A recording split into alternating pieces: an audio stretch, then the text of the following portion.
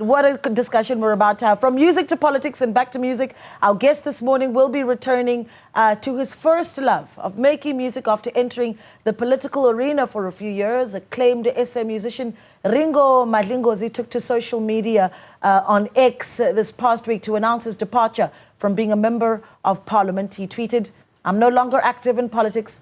I'll always love my brothers and sisters. My purpose to heal through music will remain. I will die a fighter." Malingo served as an ANC MP from 2019. So what has brought on his return to music? He answers that question with us this morning. Ringo Madlingozi in studio with us himself. A good morning to you. Thank you so much for joining us. Sure, Naledi. Let me correct you, that not as an ANC MP. Did I say ANC? Woo, I almost got myself. Apologies, right. My mistake. EFF MP. And what a time it has been, right? I think a lot of people still ask themselves, what is it that attracted you to politics? What is it that said, I want to join the EFF, I want to enter the political arena? Well, growing up in Guguletu and living amongst people who were suffering and who, watching all that adverse poverty, around me, and also knowing that, people don't have anything to do and there's no way out of it. So I've been, writing songs that were depicting all those ups and downs that we were facing as a people, and doing that, coming up with all those radical songs, songs that were opening up people's eyes, creating conversations. So it sort of like brought me back into, being the voice of the voiceless somehow. Yeah, I mean, it's an interesting thing because I think that one thing you can't deny is South Africans genuinely have a love for you and your craft as a musician. And then watching you transition into, even a member of Parliament, for instance, within the EFF was really quite something to see. What is it that you've learned, though, through that time between 2019 up until this year? Naledi, look, that space, made me to understand and to learn not to take things to heart. And, it was interesting to watch people talking about things that they don't believe in, first of all. And also having to watch them, lying to their teeth, as saying things that are not there. But there's one thing that I've learned, in that space is that it's a space where one should always get the knowledge, read a lot. So it inculcated, in me that wanting to learn all the time. It's interesting. You talk about watching people say things that they don't believe in. Leaders that lie through their teeth, that I'm not going to put you in a position where you say who and what and where. But I always wonder, you were inside leadership, now you're back outside. And I always wonder for those that perhaps don't understand what it means to be in those benches as a leader, right? What you want the public to take then about how they decide how they view our leaders, right? What they need to be thinking of when they see a leader take a podium. Look, I think people should understand that they're on their own. Yeah. People should know that they have to take care of themselves. As we always say that in our music, that you're on your own until you understand that, otherwise you're going down. Sure. That's a heavy thing to say. That's a heavy thing to say. Let's make it a little bit lighter. Moments in Parliament that stand out for you. I remember when we were telling people that you're coming to studio, someone said, hey, remember when we were in Parliament and someone said to him, Kola Ringo. Moments in the National Assembly that stand out for you. That was also one of them, where people, just in the middle of a heavy discussion. And then there was that lull moment, and people say, no, Kola Ringo. And also coming from, the opposite benches, like, okay. And I realized that people, they love, people. I'm talking about everyone. Besides all that fighting and everything, but South Africans understand each other. And there are people who who know my music, you know, from the opposition benches. The very opposition. You know, that's quite a thought. It really, really is. I mean, there's something that happens, I think, sometimes that maybe a lot of South Africans don't know about the camaraderie within Parliament after the debates, right? Can we talk a little bit about that? If we were flies on the wall, what that looks like? Look, Naledi, as I don't want to get deeper into that, you know, since I said that I'm out of that space now, but, you know, we can talk about it like, hey, hold on. When, you see, there's that brotherly and sisterly love that is not shown, you know, on television. Only the moments where there are those heated debates are shown.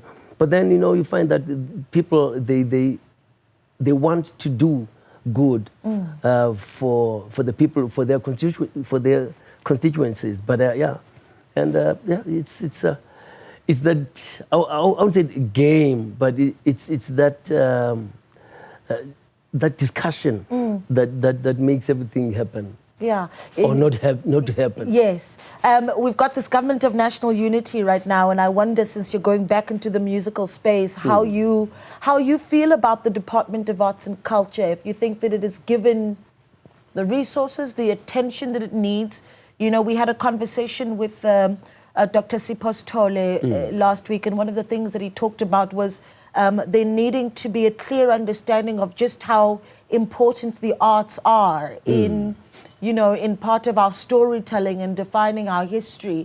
And I wonder if your view is if it's seen in the way that it should be seen. You see, even though I was an artist during the apartheid era, and that government, you know, the caretakers of the last government, not this new government, GNU,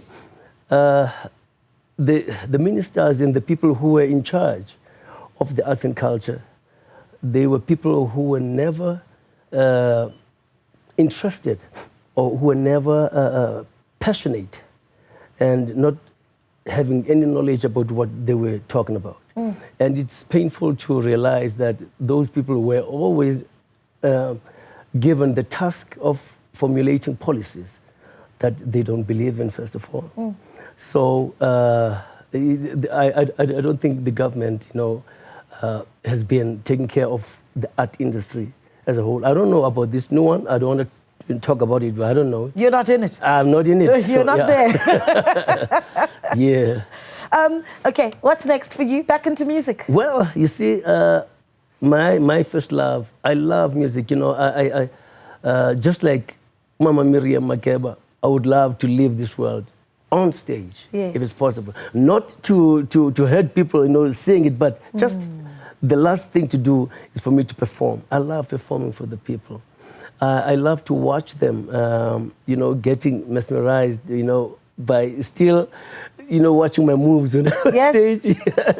And, you know, taking them, you know, on that nostalgic, you know, moments where I play this song and that song, like Sondela and Kum Na Kum and Gongo, like, wow, you know, I take them with me.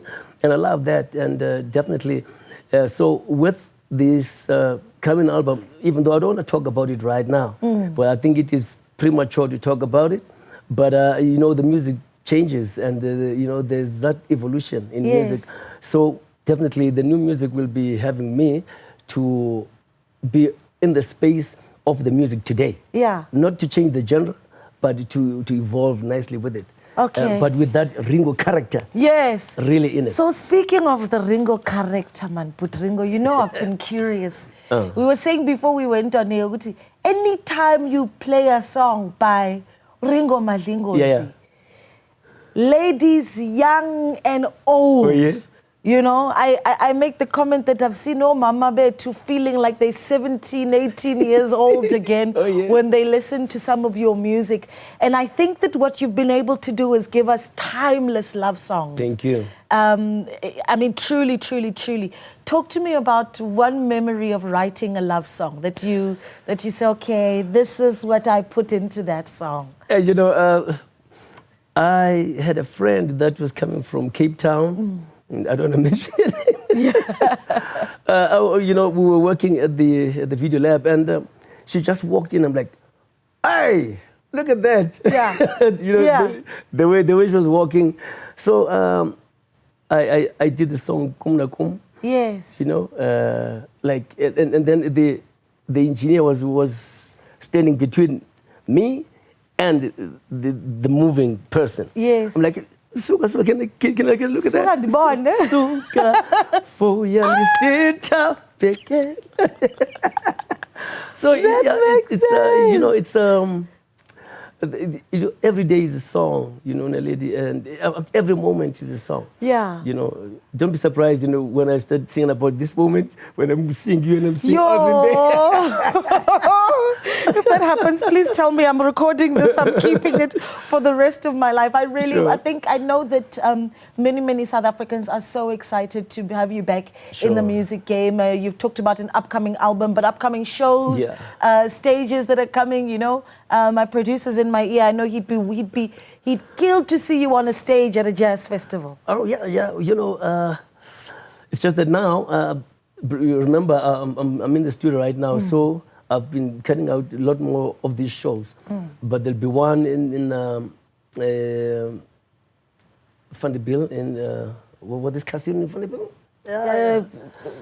Yeah. Emerald? No. Yeah, Emerald, yeah. On the years. That'll be next month. But you know, others are a bit far away from here, like Cape Town, on the 26th of October. And so, look, I'm trying not to pack myself, you know, with gigs. Yes. Because I'm in my creative mode and space right now. Okay. And for sure, so after this album, I'll be all over, and I'm planning to do Ringo Live 3. Yes. You know, it's beautiful to be there and to give people what they love. I love performing. Yeah. I love healing people through my music, you know. Because look, a long time ago, I realized that my purpose in life is to use the power, the love, and the wisdom of the universe to create music that heals to those who listen and understand it. Wow. It's such a pleasure having you. But just before I let you go, your message to the leadership, the political leadership that you leave behind as they start off the 7th administration and the people have you back on stage. Please take care of our people. Be real to it, and make sure that the policies are implemented and change the space. Yeah.